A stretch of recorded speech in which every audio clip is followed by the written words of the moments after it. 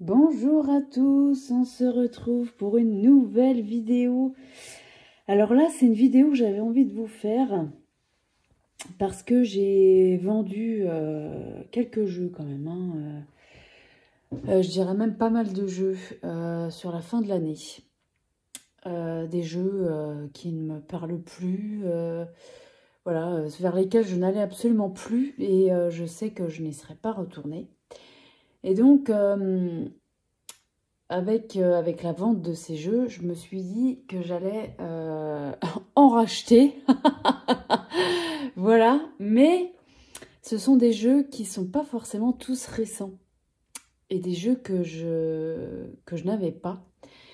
Alors, il y en a un récent par contre, un très très récent. Mais les autres, c'est vraiment des jeux qui existent depuis un moment et que je trouve vraiment super. Voilà. Alors, on va commencer par le hyper récent que j'ai reçu. Je vais même me lever pour ça. Voilà, c'est le Cozy Witch Tarot. Alors, c'est un tarot que j'avais repéré depuis un moment puisqu'il existe déjà des reviews dessus. Et j'avais l'oracle qui va avec, qui est l'oracle Crois en ta propre magie. Donc, c'est exactement le même auteur et la même illustratrice. Et j'avais beaucoup aimé cet oracle. Et quand j'ai vu qu'il y avait le tarot qui allait avec, je me suis dit, bon, qu'est-ce qu'on fait? Sur le moment, je me suis dit, je vais attendre qu'il sorte en français. Et puis, un jour, je vais sur Amazon, voilà, comme ça, et je le vois à 14 €. Et là, je me suis dit, bon, on va peut-être pas hésiter si longtemps que ça, finalement. Donc, finalement, je l'ai pris en anglais. C'est un tarot que j'aime beaucoup. Alors, pour ce prix-là, il est vraiment qualitatif. Vous voyez, on a une boîte. Je vous montre rapidement parce qu'il y a déjà des reviews dessus. Voilà, mais c'est une boîte en dur. Et je le trouve vraiment intéressant parce qu'il est vraiment très très doux. Vous voyez la boîte. Donc ça, c'est chez Andrews Macmill Publishing. Voilà.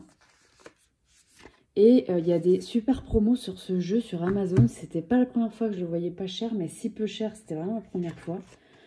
On a un petit livret couleur, le papier il est couleur vanille un peu.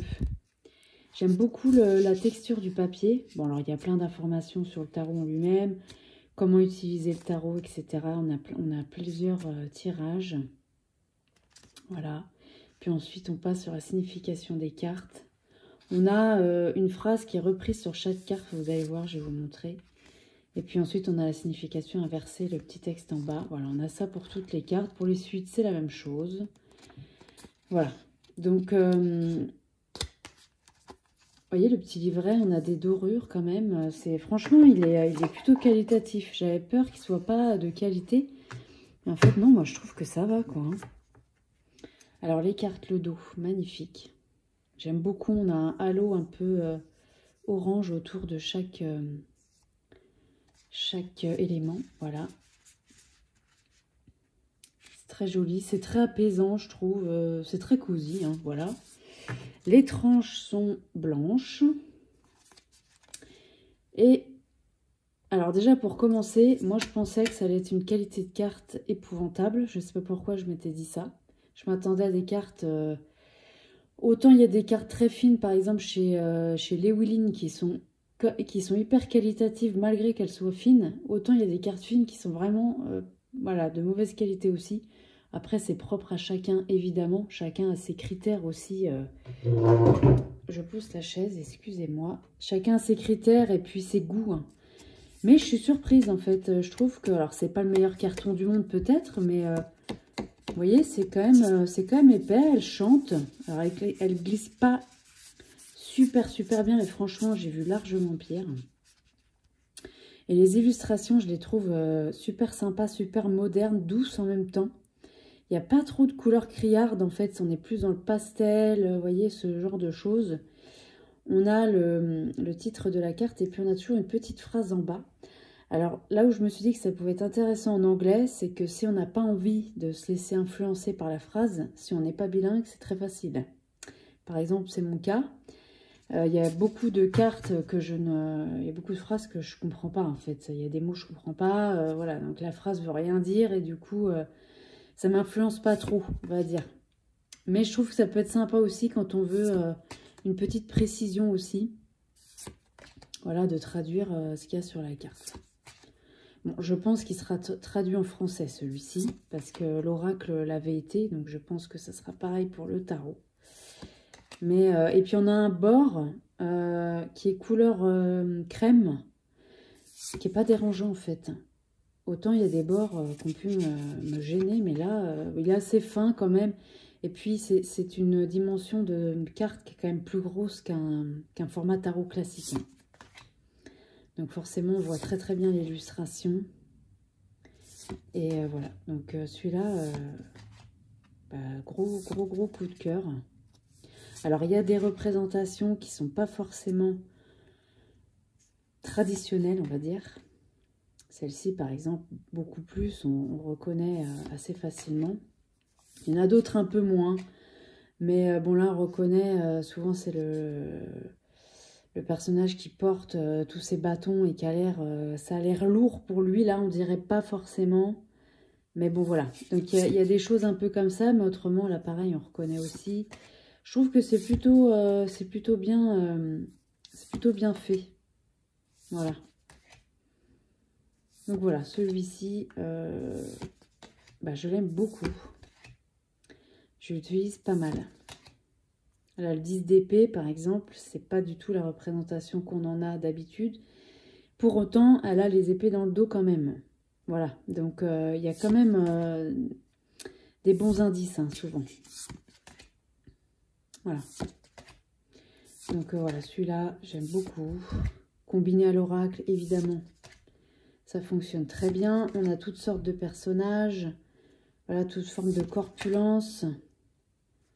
De couleur de peau aussi.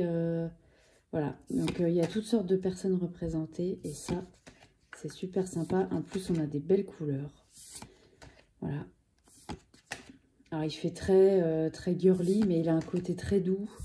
Il a un côté un peu enfantin, finalement. Mais, ouais, moi, j'aime bien. J'aime beaucoup. Bon, je vais pas vous faire... Oula, je fais tout tomber. Je vais pas vous faire toutes les cartes non plus, parce que c'est pas une review, mais... voilà, je voulais quand même bien vous le montrer. Ça, c'est celle que j'ai tirée ce matin. Pleine de promesses. Voilà. Donc, celui-ci, j'aime beaucoup. J'aime beaucoup. Je trouve qu'il est doux. Il fait pas peur. Pour des débutants, je trouve qu'il est super sympa. Après, c'est pas la représentation classique du tarot non plus. Voilà, il y a plusieurs écoles à ce sujet-là. Voilà, moi, je pense qu'on peut démarrer avec n'importe quel tarot. Tout en ayant un traditionnel à côté, par exemple, pour faire les comparaisons. Voilà, chacun fait bien comme il veut. Mais celui-ci, franchement, pour le prix, je trouve qu'il est bien. Voilà. Ça, c'est le récent. Ensuite, on va passer sur des choses beaucoup moins récentes que vous connaissez très certainement, mais que moi, je n'avais pas. Alors, le premier, c'est un jeu que je regarde depuis longtemps qui n'était plus édité. Les cartes divinatoires d'Algariel, alors qui est plus édité depuis déjà un petit moment. J'ai vu qu'il allait ressortir très prochainement, il me semble aux éditions intuitives. Alors je ne sais plus si c'est sur janvier ou février, je ne me souviens plus. Je sais qu'il va ressortir. Donc ça, je l'avais vu. Néanmoins, les cartes de chez Arcana Sacra, j'aime beaucoup. Et il était en vente sur Vinted à un prix extrêmement raisonnable. Voilà. Et je me suis dit, on y va. Donc, il était moins cher que le prix d'Intuitive. Et il y en a encore pas mal. Alors, moi, ce que je voulais, parce qu'Arcana Sacra, ils ont fait plusieurs éditions. Moi, j'ai choisi la boîte en dur, qui s'ouvre comme ça. Mais sinon, on avait aussi la boîte, vous savez, la tote box. Il y avait ça. Moi, je voulais vraiment celle-là parce que je trouve que les tote box, ça finit par s'abîmer. Voilà, après, ça, c'est hyper personnel. Mais quand j'ai vu qu'il y avait celui-là à un prix vraiment plus que raisonnable, je me suis dit, on y va. Donc, bah, vous le connaissez, hein, celui-ci. Hein. Donc, on a le petit livret. Bon, voilà, on a quelques exemples de tirage. Et puis ensuite, alors c'est très succinct, on a des mots-clés, on a un petit texte et la correspondance pour les vies antérieures. Moi, je le trouve, ce jeu-là, ça fait longtemps que je le vois, mais à chaque fois, je me disais, oh, il est plus édité. Voilà, après, j'oubliais parce qu'il est quand même assez... il n'est pas d'aujourd'hui, celui-ci. Hein. Il date de quand, là? Qu'est-ce qu'on a? Est-ce qu'on a une date ici, là? Non, on n'a pas de date. 2019, celui-là. Ok. Mais il est bien plus vieux que ça. Hein. Donc, voilà. Donc, celui-ci, bah, j'avais abandonné. Et puis, en fait, ça fait un moment que je regarde sur Vinted. Alors, il était à des prix très chers, des fois. Et puis là, bah, je tombe dessus, voilà. Alors, il y a le livre qui existe, le livre avec beaucoup plus d'explications que ça, parce que vous voyez que c'est assez succinct. Néanmoins, je pense qu'on peut, on peut franchement démarrer avec ça.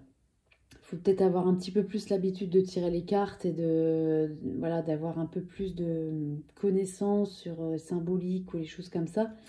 Mais autrement, je pense qu'on peut commencer avec ça. Bon, après, sachez que le grand livre, il sort aussi en même temps que les cartes chez... je crois pas que c'est Intuitive, là. Je me souviens plus. Je sais plus. Mais je sais qu'il ressort, en tout cas. Voilà. Donc, la boîte noire.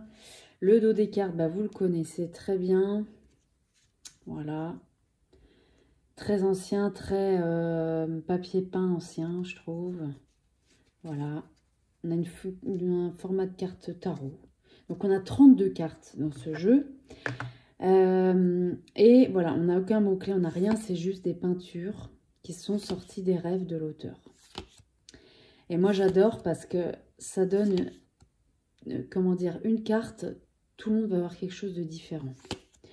Et je trouve que ça renforce son intuition. Et mieux que ça, je trouve qu'on peut donner sa propre signification à chaque carte aussi.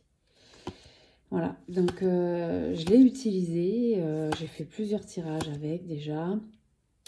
Je vous fais cette vidéo, ça fait déjà un petit... ouais, ça fait déjà, je sais pas, quelques jours, quoi, 2 semaines peut-être. Donc voilà, et je trouve que c'est hyper intéressant, quoi. Celle-ci, c'est ma préférée, j'aime beaucoup cette carte. Voilà, donc il faut aimer le style. Après, c'est un jeu qui est extrêmement connu. Je pense que vous le connaissez et que vous l'avez aussi peut-être.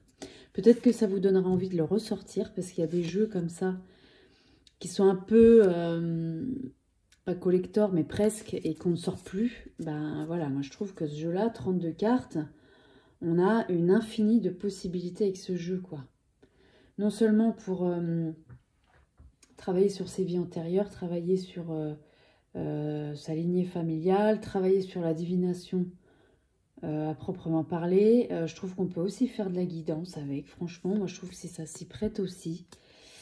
Même s'il est quand même très formulé divination. Mais voilà, je trouve que c'est un jeu qui est un peu... on peut en faire un peu ce qu'on veut au final. Et moi, je trouve que ça, c'est super. Donc voilà, très très contente d'avoir... ce jeu qui est connu et reconnu, hein, évidemment. Donc, je vais voir. Je serai peut-être quand même le livre quand il va ressortir. Parce que, par contre, le livre, je ne l'ai pas trouvé sur Vinted. Alors, je l'ai trouvé, mais alors à des prix pas possibles. Et voilà, je n'ai pas envie de mettre très cher dans un livre non plus. Donc, voilà. S'il ressort, je le prendrai peut-être. Voilà. Ensuite, qu'est-ce qu'on a? Alors, un jeu, c'est assez drôle. Vous le connaissez très très bien, c'est celui-ci, l'Oracle des Médéors, qui est hyper connu, voilà, qui a fait un carton total quand il est sorti. Moi, je ne l'ai pas acheté tout de suite, j'ai attendu. Et puis, je l'avais acheté l'année dernière. Et l'année dernière, j'étais hyper contente de l'avoir, voilà, enchantée, tout ça. Bon, la seule chose qui me gênait un petit peu, c'est cette histoire d'acheter des bijoux sur le site de la créatrice. Quand on tire une carte guidance, voilà, ça me gênait un petit peu parce que... voilà, mais après, j'ai très vite fait abstraction puisqu'on n'est absolument pas obligé d'acheter de bijoux. On peut très bien faire quelque chose en reliance avec la carte. Par exemple, si on tire la carte chakra du cœur, on peut très bien faire une méditation. Enfin, il existe énormément de choses en relation avec ce chakra. Voilà. Et puis, je sais pas, je l'utilisais plus du tout. J'étais plus du tout dans ce mood-là. Donc, il était dans un coin et je l'utilisais pas. Donc, je l'avais vendu. Et ça fait déjà plusieurs mois de ça. Et en fait, à partir du moment où je l'ai déposé le colis au relais, je me suis dit, j'ai peut-être fait une bêtise, mais bon, je me suis dit, allez, tu l'utilises pas, on y va. Ça fait des mois que j'y pense, en fait, et que je regrette de l'avoir vendu. Et je voulais pas le racheter plus cher, quoi. Franchement, ça m'intéressait pas. Et là, je l'ai trouvé, je ziotais de temps en temps, et là, je l'ai trouvé à un prix vraiment hyper intéressant. Et je suis hyper contente de le revoir. Voilà, je suis très contente. Alors, malgré que le livret, effectivement, pour les débutants, je trouve que c'est un peu limite. Parce que pour une carte, on n'a pas beaucoup d'explications. Alors, même si la carte part d'elle-même, voilà, je trouve que c'est pas hyper développé. Bon, après, quand on a un peu plus l'habitude, c'est pas dérangeant. Et même, on fait abstraction complètement du livre. Parce que les illustrations sont extrêmement parlantes. Et le mot-clé qu'on a sur la carte dit tout aussi. La chose que je fais par contre, comparée à mon utilisation précédente, les cartes guidance Médéor qui ont un dos bleu, les autres ont un dos rose comme ça, c'est qu'en fait je mélange tout maintenant, je mélange tout le jeu, alors qu'avant je séparais vraiment les deux, je sais pas, je l'utilisais pas de la même façon. Que là je mélange tout et voilà.